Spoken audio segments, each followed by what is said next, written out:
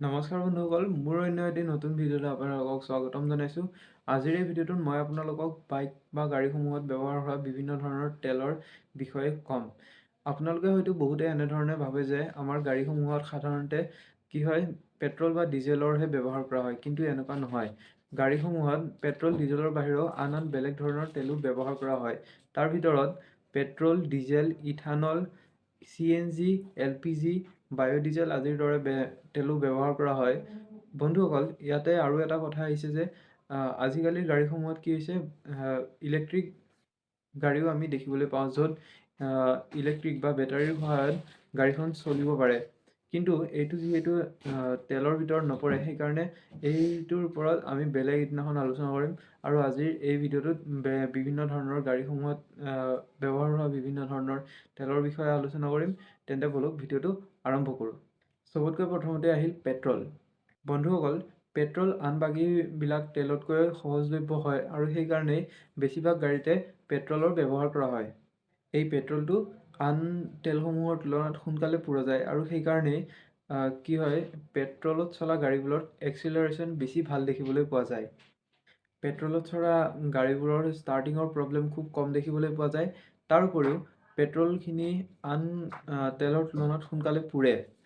অৰ্থাৎ পেট্ৰলখিনি এয়াৰৰ লগত সোনকালে মিহলি হয় আৰু তাৰ ফলত কি হয়, কম্বাশ্যনটো ভালদৰে হয় আৰু ইঞ্জিনটোৱে ভালদৰে পাৱাৰ প্ৰডিউচ কৰিব পাৰে।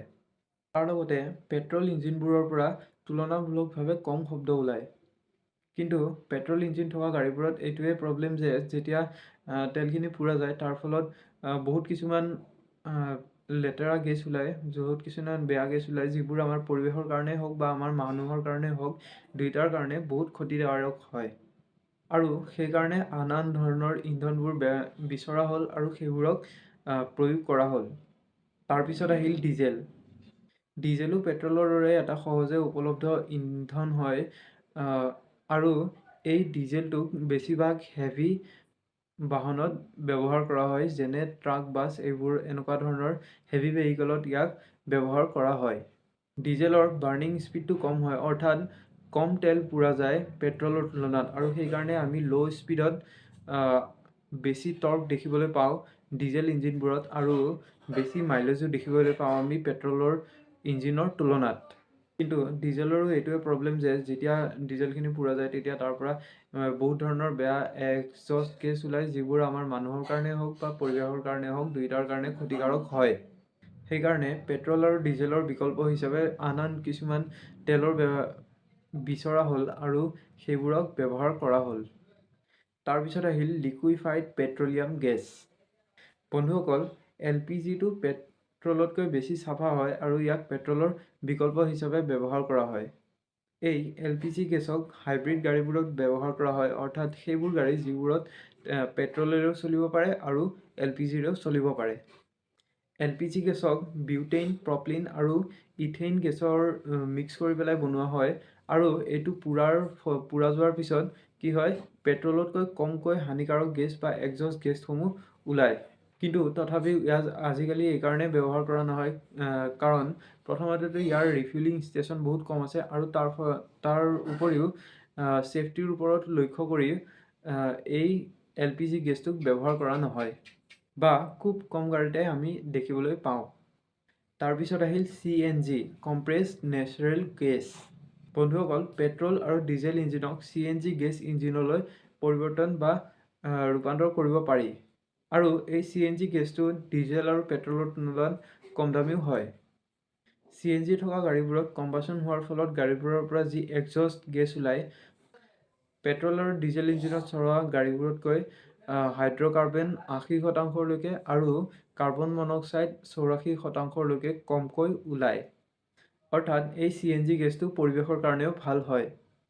তাৰ উপৰিও CNGৰ অটো ইগনিশ্যন টেম্পাৰেচাৰটো বহুত বেছি হয়, প্ৰায় 620 ডিগ্ৰীলৈকে থাকে। অৰ্থাৎ CNG গাড়ীবোৰত জুই লগাৰ সম্ভাৱনাও বহুত কম হয়।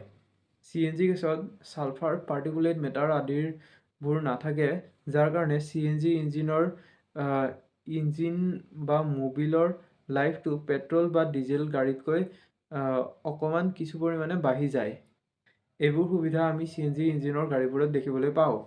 তাৰপিছত আহিল ইথানল।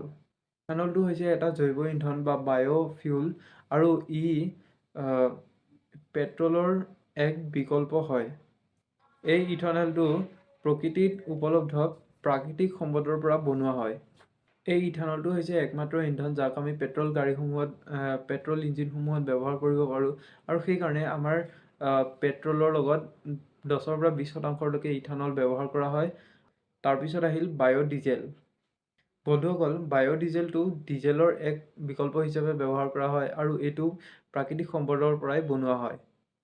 বন্ধুসকল, ডিজেল ইঞ্জিনবোৰত এই বায়'ডিজেলটো ব্যৱহাৰ কৰি বা মিহলাই পেলাই ব্যৱহাৰ কৰা হয়, আৰু যদি এই ডিজেলৰ পৰিমাণটো বেছি হৈ যায় তেনেহ'লে ডিজেলৰ ইঞ্জিনটো কিছু সালসলনি কৰিবলগীয়া হয়, নহ'লে ইঞ্জিনটো প্ৰব্লেমে দেখা দিব। বন্ধুসকল, এইটোৱে আছিল আমাৰ বাইক বা গাড়ীসমূহত ব্যৱহাৰ হোৱা বিভিন্ন ধৰণৰ তেলৰ ওপৰত এটা ভিডিঅ'। আশা কৰোঁ ভিডিঅ'টোৰ জৰিয়তে আপোনালোকে কিছু কথা জানিব পাৰিছে। যদি ভিডিঅ'টো ভাল পাইছে তেনেহ'লে ভিডিঅ'টো লাইক, কমেণ্ট আৰু চেনেলটো ছাবস্ক্ৰাইব কৰিব নাপাহৰিব। আজিৰ বাবে ইমানেই। ধন্যবাদ।